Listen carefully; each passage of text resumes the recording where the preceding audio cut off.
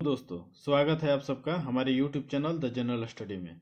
आज हम आप लोग के बीच लेकर आए हैं बिहार दरोगा प्रैक्टिस सेट 46, जिसमें 100 क्वेश्चन होगा जो बेस्ड ऑन BPSSC पैटर्न पे होगा। यदि आप हमारे चैनल पे नए हैं तो हमारे चैनल को लाइक करें, शेयर करें और सब्सक्राइब करें। यदि आप PDF चाहते हैं तो PDF के लिए आप हमारे टेलीग्राम चैनल को और साथ ही साथ व्हाट्सअप चैनल को ज्वाइन कर सकते हैं, जिसका लिंक वीडियो के डिस्क्रिप्शन बॉक्स में दिया गया है। तो चलिए चलते हैं अपने टॉपिक पे। आप लोग के बीच ये रहा हमारा पहला क्वेश्चन। किस नदी के विस्तार क्षेत्र को राष्ट्रीय जलमार्ग 2 कहा जाता है? तो हमारा राइट आंसर होगा ऑप्शन सी, ब्रह्मपुत्र नदी को। ब्रह्मपुत्र नदी के विस्तार क्षेत्र को राष्ट्रीय जलमार्ग 2 कहा जाता है।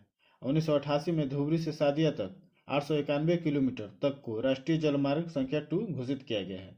और धुबरी ब्रह्मपुत्र नदी पर बना पहला बड़ा टर्मिनल है। और राष्ट्रीय जलमार्ग 2 में पांडु बंदरगाह सबसे बड़ा एवं सबसे महत्वपूर्ण बंदरगाह है। और राष्ट्रीय जलमार्ग 1 इलाहाबाद से हल्दिया तक गंगा और हुगली नदी से संबंध है। नेक्स्ट क्वेश्चन है, जनसांख्यिकी संक्रमण को निम्न में से किसके रूप में वर्णित किया गया है? तो हमारा राइट आंसर होगा ऑप्शन डी, एक समय के बाद समाज की जनसंख्या में परिवर्तन की एक प्रक्रिया। राइट आंसर होगा ऑप्शन डी, जनसांख्यिकी संक्रमण को एक समय के बाद समाज की जनसंख्या में परिवर्तन की एक प्रक्रिया के रूप में वर्णित किया गया है। जनसांख्यिकी संक्रमण एक जनसंख्या सिद्धांत है जो जनसांख्यिकी इतिहास के आंकड़ों और सांख्यिकी पर आधारित है। इस सिद्धांत के प्रतिपादक WM थॉम्पसन और फ्रैंक W नोटेस्टिन है। नेक्स्ट क्वेश्चन है, कृत्रिम उर्वरक पहली बार कौन सी शताब्दी के दौरान निर्मित किए गए थे? तो हमारा राइट आंसर होगा ऑप्शन सी, 19वीं शताब्दी में। कृत्रिम उर्वरक पहली बार 19वीं शताब्दी के दौरान निर्मित किए गए थे। प्रथम कृत्रिम उर्वरक को कृषि रसायनज्ञ जॉन बेनेट ने 1842 में सुपर फास्फेट के रूप में तैयार किया गया था। अब भारत का प्रथम उर्वरक कारखाना झारखंड के सिंदरी में खुला था। नेक्स्ट क्वेश्चन है, पॉलिटिक्स ऑफ जुगाड़ द कोलिशन हैंडबुक के लेखक कौन है? तो हमारा राइट आंसर होगा ऑप्शन सी, झुम्पा सी, सब्बा नकवी। नेक्स्ट क्वेश्चन है, वर्ष 2018 में आयुष्मान भारत योजना का आरंभ कहां से किया गया था? तो हमारा राइट आंसर होगा ऑप्शन बी, झारखंड से। नेक्स्ट क्वेश्चन है, अंतर्राष्ट्रीय बहुपक्षवाद और कूटनीति दिवस कब मनाया जाता है? तो हमारा राइट आंसर होगा ऑप्शन सी, 24 अप्रैल को। 21 जून को अंतर्राष्ट्रीय योग दिवस मनाया जाता है। और 3 मई को विश्व प्रेस स्वतंत्रता दिवस है। और 4 जनवरी को लुई ब्रेल दिवस मनाया जाता है। और 9 जनवरी को प्रवासी भारतीय दिवस मनाया जाता है। और 25 जनवरी को राष्ट्रीय मतदाता दिवस। और 4 फरवरी को कैंसर डे मनाया जाता है। नेक्स्ट क्वेश्चन है, भारतीय संविधान के उद्देशिका के बारे में निम्नलिखित में से कौन सा कथन सही है? तो हमारा राइट आंसर होगा ऑप्शन बी, तीनों सही है, 1 और 2 3।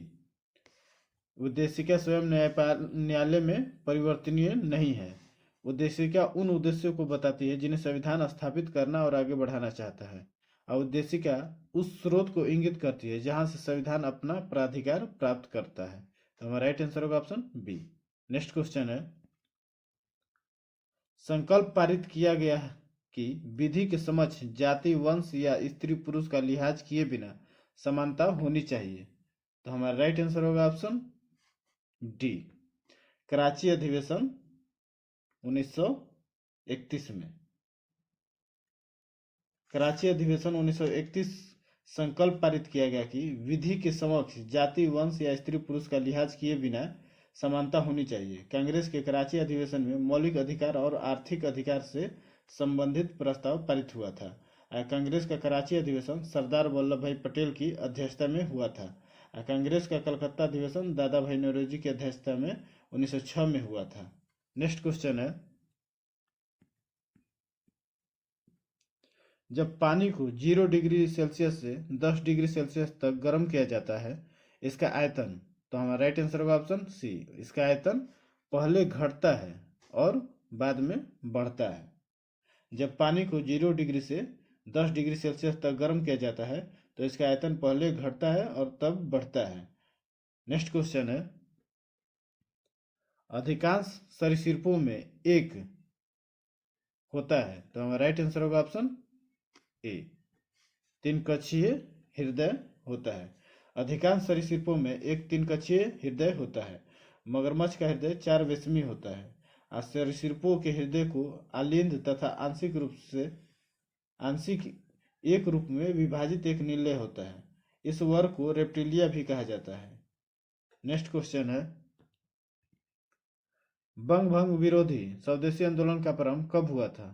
तो हमारा राइट आंसर होगा ऑप्शन सी, 7 अगस्त 1905 को। बंग भंग विरोधी आंदोलन का प्रारंभ 7 अगस्त 1905 को हुआ था।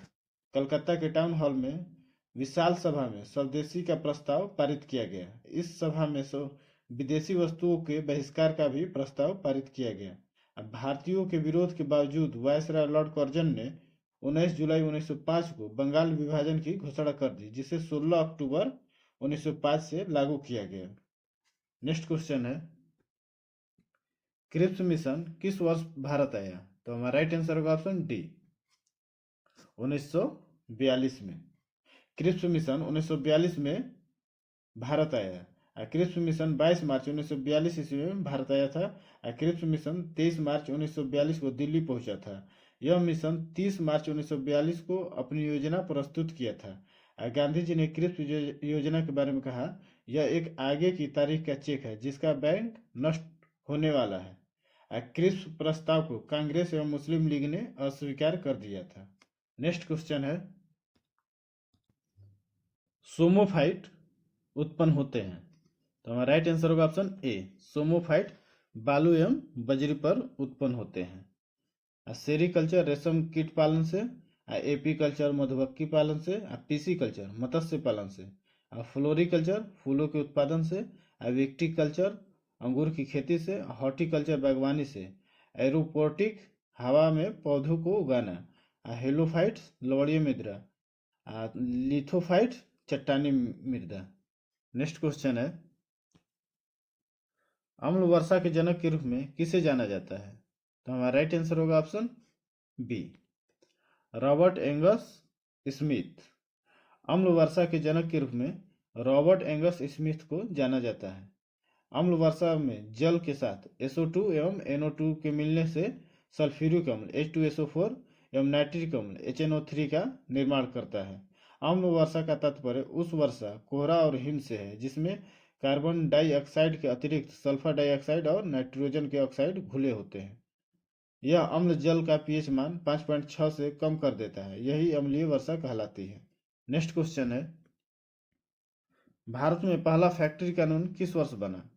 तो हमारा राइट आंसर होगा ऑप्शन डी, 1881 ईस्वी में। नेक्स्ट क्वेश्चन है, चिलियावाला युद्ध कब लड़ा गया था? तो हमारा राइट आंसर होगा ऑप्शन सी, 1849 ईस्वी में। चिलियावाला युद्ध 1849 ईस्वी में अंग्रेज और सिख के बीच द्वितीय एंग्लो सिख युद्ध के दौरान लड़ा गया था। 29 मार्च 1849 को अंग्रेज ने सिख को ब्रिटिश भारत में विलय कर लिया। इसमें चार्ल्स नेपियर ने महत्वपूर्ण योगदान निभाया था। द्वितीय एंग्लो सिख युद्ध के दौरान गवर्नर जनरल लॉर्ड डलहौजी थे। पंजाब में सिख राज्य के संस्थापक महाराजा रणजीत सिंह थे।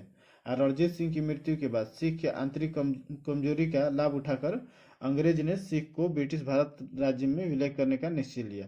प्रथम एंग्लो सिख युद्ध 1845 से 46 के बीच लड़ा गया था और द्वितीय एंग्लो सिख युद्ध 1848 से 49 के बीच लड़ा गया था। अमृतसर की संधि 1809 ईस्वी में सिख और अंग्रेज के बीच हुआ था। नेक्स्ट क्वेश्चन है, कर की कटौती के बाद व्यक्ति के पास उपलब्ध आय को क्या कहते हैं? तो हमारा राइट आंसर होगा ऑप्शन ए, प्रयोग के लिए उपलब्ध आय। कर की कटौती के बाद व्यक्ति के पास उपलब्ध आय को प्रयोग के लिए उपलब्ध आय कहते हैं। नेक्स्ट क्वेश्चन है, सिरोसिस रोग शरीर के किस अंग को प्रभावित करता है? तो हमारा राइट आंसर होगा ऑप्शन बी, जिगर को। सिरोसिस रोग शरीर के जिगर को प्रभावित करता है और सिरोसिस यकृत की कैंसर के बाद सबसे गंभीर बीमारी है। इस बीमारी का इलाज लीवर प्रत्यारोपण के अलावा और कोई नहीं है। नेक्स्ट क्वेश्चन है, एक कंटेनर में 80 लीटर दूध था। इस कंटेनर से 8 लीटर दूध निकालकर उसी मात्रा में पानी भर दिया जाता है। इस प्रक्रिया को पुनः 2 बार दोहराया जाता है। कंटेनर में अब कितना दूध है? तो हमारा राइट आंसर होगा option C, 58.32 litre. Next question है, एक काम 100 दिनों में पूरा हो सकता है, तथापि 10 कामगारों की अनुपस्थिति के कारण यह 110 दिनों में पूरा हुआ। असल में कामगारों की संख्या क्या थी? तो हमारा राइट आंसर होगा ऑप्शन ए, 110। नेक्स्ट क्वेश्चन है, कैमूर पठार किसके लिए प्रसिद्ध है? तो हमारा राइट आंसर होगा ऑप्शन बी, चूना पत्थर। कैमूर का पठार चूना पत्थर के लिए प्रसिद्ध है। कैमूर पठार रोहतास और कैमूर जिले में स्थित है। यह पठार सैल चूना पत्थर और बलुआ पत्थर से निर्मित है। इस पठार के चूना पत्थर के आधार पर बंजारी में सीमेंट उद्योग है। नेक्स्ट क्वेश्चन है, चौथे सिख गुरु रामदास जी का प्रकाश पर्व मनाया गया, उनके जन्म का नाम क्या था? तो हमारा राइट आंसर होगा ऑप्शन ए, जेठा। गुरु रामदास जेठा जी का जन्म चूना मंडी लाहौर में हुआ था। वे सिखों के चौथे गुरु थे। उन्होंने अमृतसर नामक शहर की स्थापना की थी। गुरु नानक प्रथम सिख धर्म गुरु थे और दूसरे गुरु अंगद ने गुरुमुखी लिपि का विकास किया था। पांचवें गुरु अर्जुन देव और नौवें गुरु गुरु तेग बहादुर को मृत्युदंड मुगल शासकों द्वारा दिया गया था। नेक्स्ट क्वेश्चन है, दक्षिण भारत की सबसे ऊंची चोटी है? तो हमारा राइट आंसर होगा ऑप्शन ए, अनायमुद्दी। दक्षिण भारत की सबसे ऊंची चोटी अनायमुद्दी है, जो तमिलनाडु में स्थित है। इसकी ऊंचाई 2695 मीटर है। अब महेंद्रगिरी पूर्वी घाट का सर्वोच्च शिखर है। इसकी ऊंचाई 1501 मीटर है। और दोदा बेटा नीलगिरी पहाड़ी का सर्वोच्च चोटी है, जिसकी ऊंचाई 2637 मीटर है। यह दक्षिण भारत की दूसरी सबसे सर्वोच्च चोटी है। नेक्स्ट क्वेश्चन है,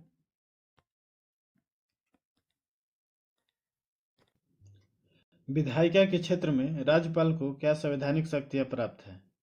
तो हमारा राइट आंसर होगा ऑप्शन डी, इनमें से सभी। विधानमंडल की बैठक बुलाना तथा उसे संबोधित करना। अब विधान परिषद के 1/6 सदस्यों को मनोनीत करना और अध्यादेश जारी करना एवं विधानमंडल से पारित विधेयकों को स्वीकृति प्रदान करना। तो हमारा राइट आंसर होगा ऑप्शन डी, इनमें से सभी। राज्यपाल राज्य विधानमंडल का एक अंग है, इसलिए उसके अधिकार और कार्य निम्नलिखित प्रकार के हैं। वह विधानमंडल के किसी सदन या दोनों सदनों की बैठक बुलाता है। अब बैठक स्थगित करने या का भी उसे अधिकार प्राप्त है। यह विधानसभा को भंग भी कर सकता है। अब विधानमंडल के दोनों सदनों की संयुक्त बैठक में वह भाषण देता है, जिसे राज्यपाल का अभिभाषण कहा जाता है। अब विधान परिषद के 1/6 सदस्यों को वह मनोनीत करता है। राज्यपाल की स्वीकृति मिलने पर ही विधानमंडल द्वारा पारित विधेयक कानून का रूप ग्रहण करता है। राज्यपाल विधानमंडल में संदेश भी भेज सकता है। नेक्स्ट क्वेश्चन है, व्यक्ति अपनी दाढ़ी बनाने के लिए जिस दर्पण का प्रयोग लाता है वह होता है? तो हमारा राइट आंसर होगा ऑप्शन बी, अवतल दर्पण। नेक्स्ट क्वेश्चन है, किसी प्रदेश के अक्षांश को कोणीय दूरी के किस संबंध से अभिव्यक्त किया जाता है? तो हमारा राइट आंसर होगा ऑप्शन ए, भूमध्य रेखा से। किसी प्रदेश के अक्षांश को कोणीय दूरी के संबंध में भूमध्य रेखा को अभिव्यक्त किया जाता है। विषुवत रेखा के उत्तरी भाग को उत्तरी गोलार्ध और दक्षिणी भाग को दक्षिणी गोलार्ध नाम दिया गया है। प्रत्येक गोलार्ध को ताप के आधार पर कई भागों में बांटा जाता है, जिसे कटिबंध कहा जाता है। अब विषुवत रेखा के उत्तरी भाग और दक्षिणी भाग में 23.5 डिग्री अक्षांश तक उष्णकटिबंधीय है। और उष्णकटिबंधीय में सूर्य शीर्ष पर चमकता है। इस भाग में अधिक ताप और अधिक वर्षा होती है। नेक्स्ट क्वेश्चन है, सकल राष्ट्रीय उत्पाद का मूल्यांकन कैसे किया जाता है? तो हमारा राइट आंसर होगा ऑप्शन ए, NNP बराबर GNP माइनस मूल्यह्रास। तो हमारा राइट आंसर होगा ऑप्शन ए। नेक्स्ट क्वेश्चन है, गुणित अनुपात का नियम प्रतिपादित किया था। तो हमारा राइट आंसर होगा ऑप्शन बी, डाल्टन ने। गुणित अनुपात का नियम डाल्टन ने प्रतिपादित किया था। इस नियम के अनुसार जब दो विभिन्न तत्व संयोग कर दो से अधिक निर्माण करते हैं तो एक तत्व का भिन्न भिन्न भार जो दूसरे तत्व के एक निश्चित भार से संयोग करते हैं। द्रव्यमान संरक्षण का नियम, इस नियम के अनुसार किसी रासायनिक अभिक्रिया में द्रव्यमान का न तो सृजन किया जा सकता है न ही विनाश किया जा सकता है। नेक्स्ट क्वेश्चन है, CuSO4 5H2O में किस प्रकार के संबंध विद्यमान होते हैं। तो हमारा राइट आंसर होगा ऑप्शन सी, विद्युत संयोजक, सहसंयोजी, समन्वयी, उपसहसंयोजी संबंध होते हैं। नेक्स्ट क्वेश्चन है, वर्ग में ऊपर से नीचे जाने पर कौन सा गुण सदैव बढ़ता है। तो हमारा राइट आंसर होगा ऑप्शन डी, परमाणु त्रिज्या। किसी वर्ग में ऊपर से नीचे जाने पर कक्षाओं की संख्या बढ़ने के कारण परमाणु त्रिज्या में सदैव वृद्धि होती है। वर्ग आवर्त सारणी में ऊर्ध्वाधर सारणी होती है। कुल वर्गों की संख्या 18 है। क्षैतिज सारणी को आवर्त कहते हैं। नेक्स्ट क्वेश्चन है, निम्नलिखित में से कौन सा कथन सत्य है। तो हमारा राइट आंसर होगा ऑप्शन ए, उपचयन अभिक्रिया के दौरान परमाणु में इलेक्ट्रॉन्स उत्सर्जित होते हैं। तो हमारा राइट आंसर होगा ऑप्शन ए, उपचयन अभिक्रिया के दौरान परमाणु में इलेक्ट्रॉन्स उत्सर्जित होते हैं वैसे अभिक्रिया जिसमें ऑक्सीजन का योग तथा हाइड्रोजन का निष्कासन होता है उपचयन अभिक्रिया या ऑक्सीकरण अभिक्रिया कहलाता है। नेक्स्ट क्वेश्चन है,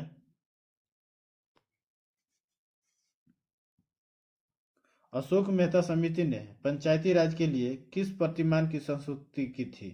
तो हमारा राइट आंसर होगा ऑप्शन बी, द्विस्तरीय। अशोक मेहता समिति ने पंचायती राज के लिए द्विस्तरीय प्रतिमान की संस्तुति की थी। अशोक मेहता समिति का गठन जनता दल सरकार द्वारा 1977 में किया गया था। अशोक मेहता समिति ने पंचायती राज को 2 स्तर पर लागू करने की बात कही थी। अशोक मेहता समिति ने जिला परिषद और मंडल पंचायत बनाने की सिफारिश की थी।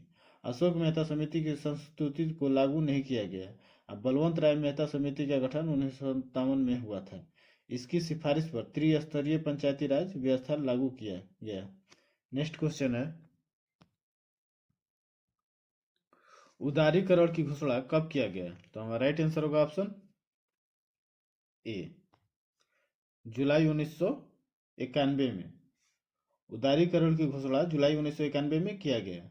उदारीकरण की घोषणा 24 जुलाई 1991 को किया गया था। उदारीकरण की घोषणा तत्कालीन वित्त मंत्री डॉक्टर मनमोहन सिंह के द्वारा किया गया था। उस समय कांग्रेस सरकार के प्रधानमंत्री PV नरसिम्हा राव थे। उदारीकरण के बाद भारत में GDP में तेजी से वृद्धि दर्ज किया गया। उदारीकरण को आर्थिक सुधार या नई आर्थिक नीति के नाम से भी जाना जाता है। नेक्स्ट क्वेश्चन है, इनमें सही मेल बैठा है। तो हमारा राइट आंसर होगा ऑप्शन सी, 3 2 1 4। हमारा राइट आंसर होगा 4 3 1 2। तो ए का होगा 4,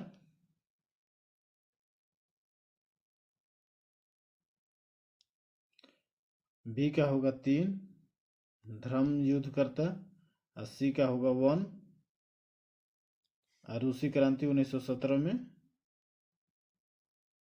तो हमारा राइट आंसर होगा ऑप्शन सी,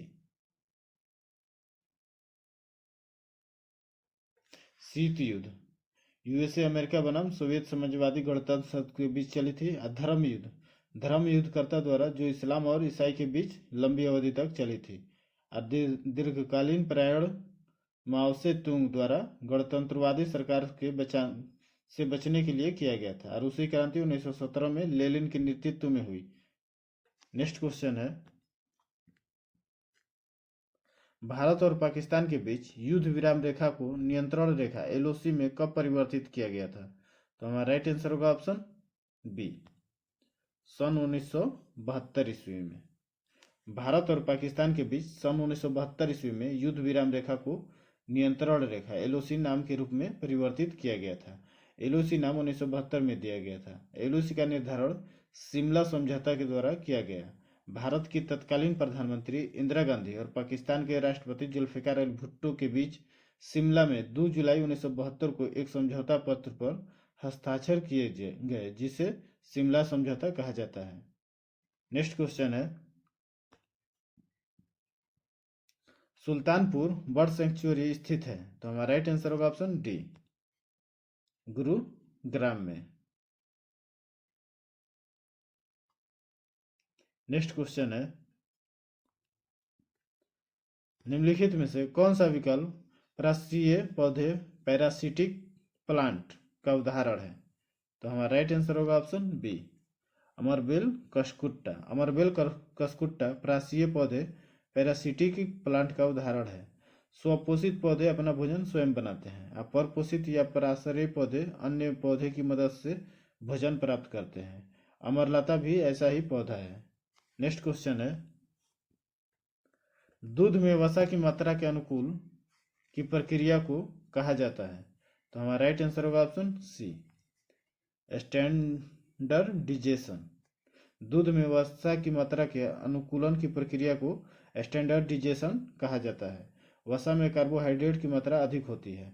दूध से वसा निकालने पर दूध का घनत्व बढ़ जाता है और दूध को अधिक समय तक सुरक्षित रखने की क्रिया को पास्चुराइजेशन कहा जाता है। नेक्स्ट क्वेश्चन है, आवेश वितरण से क्या होता है? तो हमारा राइट आंसर होगा ऑप्शन ए, ऊर्जा का ह्रास होता है। नेक्स्ट क्वेश्चन है, निम्न में कौन हृदय पेशिया है? तो हमारा राइट आंसर होगा ऑप्शन डी, स्वतः उत्पादित प्रेरणा द्वारा उत्तेजित या रेखित एवं अनैच्छिक। तो हमारा राइट आंसर होगा ऑप्शन डी, हृदय पेशियां स्वतः उत्पादित प्रेरणा द्वारा उत्तेजित या रेखित एवं अनैच्छिक होती है। ये पेशियां हृदय में पाई जाती है। ये पेशियां जीवन भर गति करती रहती है। अरेखित पेशियां अनैच्छिक पेशियां है। अरेखित पेशियां ऐच्छिक पेशियां है। नेक्स्ट क्वेश्चन है, एक्स का जलीय विलयन है जिसका पीएच 2.6 है। यह दर्शाता है कि विलयन की प्रकृति कैसी है? तो हमारा राइट आंसर होगा ऑप्शन डी, प्रबल अम्लीय प्रकृति है। राइट आंसर होगा ऑप्शन डी। नेक्स्ट क्वेश्चन है, साहित्य अकादमी पुरस्कार 2023 में अंग्रेजी भाषा के लिए किसे सम्मानित किया गया है? तो हमारा राइट आंसर होगा ऑप्शन सी, नील शरण गौर। साहित्य अकादमी पुरस्कार 2023 में अंग्रेजी भाषा के लिए नील शरण गौर को सम्मानित किया गया है। और नील शरण गौर को उपन्यास रेक्यूम इन रागा जानकी के लिए साहित्य अकादमी पुरस्कार 2023 प्रदान किया गया है। नेक्स्ट क्वेश्चन है, किस राज्य द्वारा भारत का पहला सरकारी स्वामित्व वाला ओटीटी प्लेटफॉर्म सी स्पेस को 2024 में लॉन्च किया गया है? तो हमारा राइट आंसर होगा ऑप्शन ए, केरल। केरल राज्य द्वारा भारत का पहला सरकारी स्वामित्व वाला ओटीटी प्लेटफॉर्म सी स्पेस को 2024 में लॉन्च किया गया था। नेक्स्ट क्वेश्चन है, दाब की एसआई इकाई क्या है? तो हमारा राइट आंसर होगा ऑप्शन बी, पास्कल। दाब की एसआई इकाई पास्कल है। किसी सतह पर प्रति एकांक क्षेत्रफल पर क्रियाशील बल को दाब कहते हैं। अब दाब बराबर बल बटा क्षेत्रफल है। नेक्स्ट क्वेश्चन है, त्रिशूर पूरम उत्सव निम्नलिखित में से किस राज्य में मनाया जाता है? तो हमारा राइट आंसर होगा ऑप्शन बी, केरल। त्रिशूर पूरम उत्सव केरल राज्य में मनाया जाता है। नेक्स्ट क्वेश्चन है, दो संख्याएं 3:8 के अनुपात में है। यदि प्रत्येक संख्या में 8 जोड़ दिया जाए तो अनुपात 1:2 हो जाता है। यदि प्रत्येक संख्या में से 4 घटा दिया जाए तो अनुपात क्या हो जाएगा? तो हमारा राइट आंसर होगा ऑप्शन बी, 2:7। नेक्स्ट क्वेश्चन है, एक पुरुष का व्यय उसकी आय का 70% है। यदि उसकी आय में 20% और 50% की दो क्रमिक वृद्धि होती है तो उसका नया व्यय उससे पिछले व्यय से कितना प्रतिशत अधिक कम है, ताकि उसकी नई बचत पिछली बचत की 2.5 गुनी हो जाए। तो हमारा राइट आंसर होगा ऑप्शन बी, 50% अधिक। नेक्स्ट क्वेश्चन है, एक फूल के परागकोश से वर्तिकाग्र तक परागकणों के स्थानांतरण को कहा जाता है। तो हमारा राइट आंसर होगा ऑप्शन सी, परागण। नेक्स्ट क्वेश्चन है, स्त्री में गर्भधान हो जाए तो कौन से हार्मोन का स्राव होने लगता है। तो हमारा राइट आंसर होगा option B, chorionic gonadotropin. Next question है, श्रेया सांद्र सल्फ्यूरिक अम्ल से भरी एक परख नली में कैल्शियम हाइड्रोक्साइड की कुछ मात्रा मिलाती है, अभिक्रिया का मुख्य उत्पाद क्या होगा। तो हमारा राइट आंसर होगा option A, calcium sulphate. Next question है, एक पादप समूह जिसके पौधे में जड़, तना और पत्तियां नहीं होती है उसे क्या कहा जाता है। तो हमारा राइट आंसर होगा ऑप्शन बी, थैलस। एक पादप समूह जिसके पौधे में जड़, तना और पत्तियां नहीं होती है उसे थैलस कहा जाता है। थैलोफाइटा वनस्पति जगत का सबसे बड़ा समूह है। इस समूह के पौधे के शरीर सुकाए होता है, इसमें संवहन ऊतक नहीं होता है। शैवाल का शरीर भी सुकाए से सदृश होता है। नेक्स्ट क्वेश्चन है, दक्षिण एशियाई खेलों का आयोजन सर्वप्रथम किस वर्ष में हुआ था। तो हमारा राइट आंसर होगा ऑप्शन ए, 1984 में। दक्षिण एशियाई खेलों का आयोजन सर्वप्रथम वर्ष 1984 में हुआ था। पहले दक्षिण एशियाई खेलों की मेजबानी 1984 में काठमांडू, नेपाल द्वारा की गई थी। नेक्स्ट क्वेश्चन है, निम्नलिखित में से कौन बांग्लादेश के ग्रामीण बैंक के संस्थापक हैं। तो हमारा राइट आंसर होगा ऑप्शन सी, मोहम्मद यूनुस। मोहम्मद यूनुस बांग्लादेश के ग्रामीण बैंक के संस्थापक हैं। 2 अक्टूबर 1983 ईस्वी को बांग्लादेश ग्रामीण बैंक की स्थापना किया गया। ग्रामीण बैंक की स्थापना 2 अक्टूबर 1975 ईस्वी को भारत में हुई थी। नेक्स्ट क्वेश्चन है, रक्त का ग्लूकोज स्तर सामान्यतः व्यक्त किया जाता है। तो हमारा राइट आंसर होगा ऑप्शन ए, मिलीग्राम प्रति डेसीलीटर में। नेक्स्ट क्वेश्चन है, 1857 में किस विश्वविद्यालय की स्थापना हुई थी। तो हमारा राइट आंसर होगा ऑप्शन बी, बम्बई विश्वविद्यालय की। 1857 में बम्बई विश्वविद्यालय की स्थापना की गई थी। शिक्षा संबंधी सुधारों में डलहौजी ने 1854 ईस्वी में वुड डिस्पैच को लागू किया था और लॉर्ड कैनिंग के समय 1857 ईस्वी में 3 प्रेसिडेंशियल कलकत्ता, मद्रास एवं बम्बई में विश्वविद्यालय स्थापित किए गए। डलहौजी ने प्रत्येक प्रदेश में एक शिक्षा निदेशक नियुक्त किया था।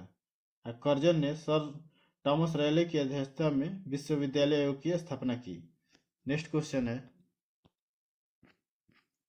निम्नलिखित में से किस में सहसंयोजी बंध नहीं होंगे। तो हमारा राइट आंसर होगा option A, magnesium chloride MgCl2 में। नेक्स्ट क्वेश्चन है, निम्नलिखित में से किसमें लोहा की मात्रा नहीं है। तो हमारा राइट आंसर होगा option D, magnesite. Next question है,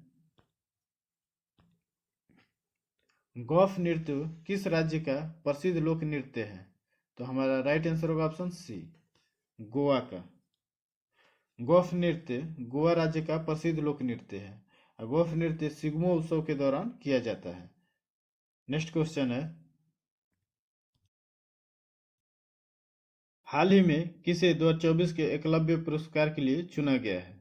तो हमारा राइट आंसर होगा ऑप्शन बी, प्रत्याशा रेको।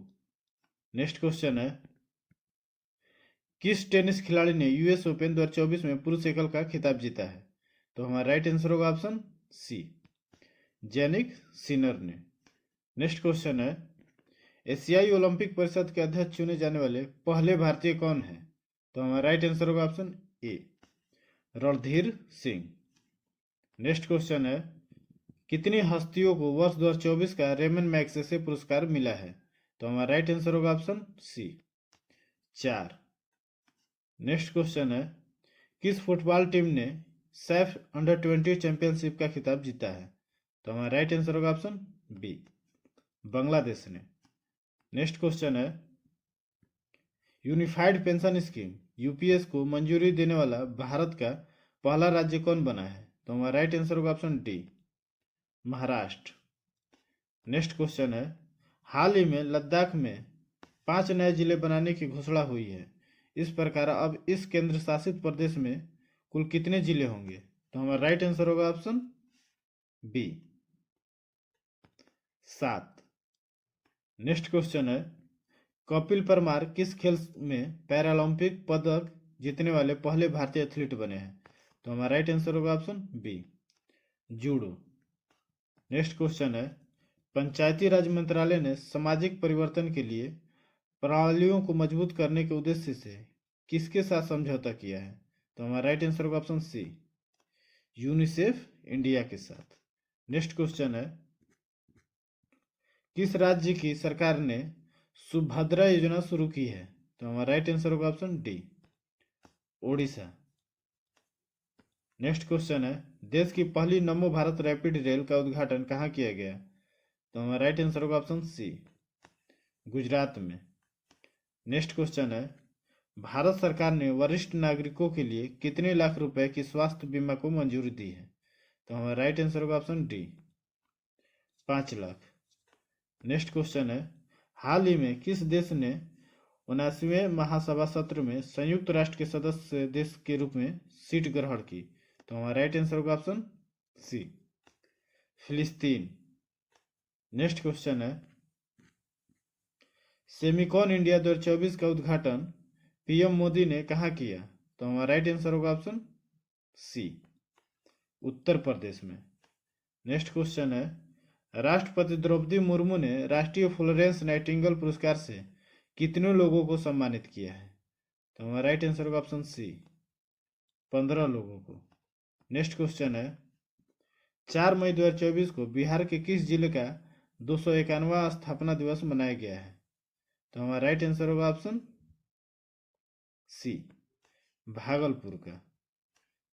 नेक्स्ट क्वेश्चन है, पर्यावरण वन और जलवायु परिवर्तन विभाग बिहार की सचिव कौन है जिन्होंने इंडोनेशिया में आयोजित प्रतिष्ठित जकार्ता फ्यूचर्स फोरम को संबोधित किया है? तो हमारा राइट आंसर होगा ऑप्शन सी, वंदना प्रेयसी। नेक्स्ट क्वेश्चन है, बिहार म्यूजियम द्वारा बिहार के पद्मश्री कलाकार नाम से एक पुस्तक प्रकाशित किया गया है। इस पुस्तक में बिहार के कितने पद्मश्री प्राप्त कलाकारों की कहानी को बयां किया गया है? तो हमारा राइट आंसर होगा ऑप्शन बी, 15 कलाकारों का।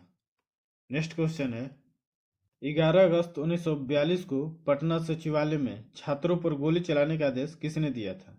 तो हमारा राइट आंसर होगा ऑप्शन ए, WG ऑर्चर। 11 अगस्त 1942 को पटना सचिवालय में छात्रों द्वारा झंडा फहराने के क्रम में गोली चलाने का आदेश पटना के जिलाधिकारी WG ऑर्चर ने दिया था। नेक्स्ट क्वेश्चन है, साइमन कमीशन का पटना आगमन हुआ? तो हमारा राइट आंसर होगा ऑप्शन डी, 12 दिसंबर 1928 को। साइमन कमीशन का पटना आगमन 12 दिसंबर 1928 को हुआ था। नेक्स्ट क्वेश्चन है, उत्तर बिहार के मैदान को हिमालय की नदियों का क्रीड़ा स्थल क्यों कहा जाता है? तो हमारा राइट आंसर होगा ऑप्शन डी, अधिक बाढ़ के लिए। उत्तर बिहार में हिमालय नदियां अत्यधिक बाढ़ के लिए उत्तरदायी है, इसीलिए इसे हिमालय की नदियों का क्रीड़ा स्थल कहा जाता है। नेक्स्ट क्वेश्चन है, निम्न में से किस संसदीय समिति के अध्यक्ष निरपवाद रूप से सत्ताधारी दल का ही होता है? तो हमारा राइट आंसर होगा ऑप्शन बी, प्रकालन समिति। प्रकालन समिति का अध्यक्ष लोकसभा द्वारा लोकसभा सदस्यों में से ही नियुक्त होता है, वह निरपवाद रूप से सत्ताधारी दल का ही होता है। नेक्स्ट क्वेश्चन है, संविधान के किस अनुच्छेद के तहत पंचायतों में अनुसूचित जातियों, अनुसूचित जनजातियों तथा महिलाओं के लिए स्थानों के आरक्षण का प्रावधान किया गया है? तो हमारा राइट आंसर होगा ऑप्शन डी, अनुच्छेद 243 डी। संविधान के अनुच्छेद 243 डी के तहत पंचायतों में अनुसूचित जातियों, अनुसूचित जनजातियों तथा महिलाओं के स्थान के आरक्षण का प्रावधान किया गया है। नेक्स्ट क्वेश्चन है,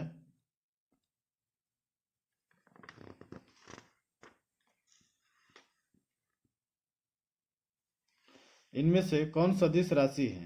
तो हमारा राइट आंसर होगा ऑप्शन डी, ए और बी दोनों, बल का आवेग और बल अधूर का माप। नेक्स्ट क्वेश्चन है, निम्नलिखित में से गैसों की किस समूह को आदर्श गैस की परिकल्पना के काफी करीब माना जाता है? तो हमारा राइट आंसर होगा option A, oxygen, nitrogen, hydrogen तथा हीलियम को। नेक्स्ट क्वेश्चन है, निम्नलिखित में से कौन सा सही नहीं है? तो हमारा राइट आंसर होगा ऑप्शन सी, आर्द्रता के बढ़ने से वायु में ध्वनि का वेग कम हो जाता है, ये सही नहीं है। जबकि तापमान के बढ़ने से वायु में ध्वनि का वेग बढ़ता है, ये सही है। वायु में ध्वनि का वेग दाब पर निर्भर नहीं करता है, ये भी सही है। आयाम तथा आवृत्ति के परिवर्तन से वायु का वेग प्रभावित नहीं होता है, ये भी सही है। नेक्स्ट क्वेश्चन है,